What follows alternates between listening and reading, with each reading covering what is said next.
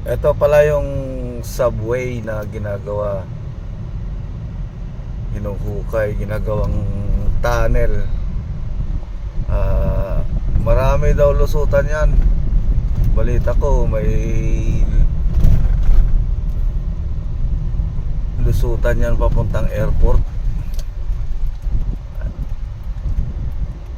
Ayan, yung binakuran na yan. Ito yung Meralco Avenue, sarado na.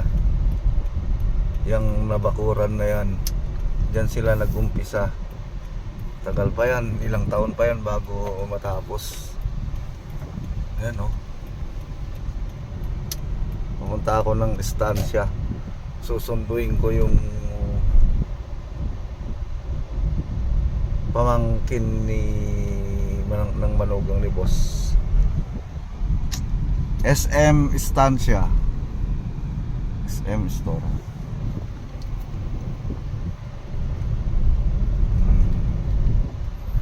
Kanina pa nag-aantay yun.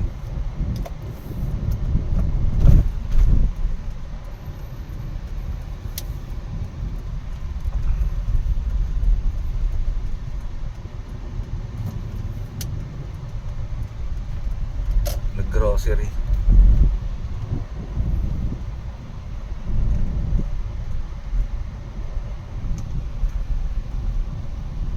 Ito yung estansya sa Kapitolyo, Pasig.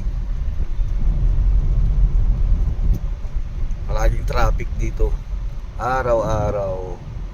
Buti nga ngayon hindi masyado. Ito, ang haba nito, abot hanggang sa Valverde.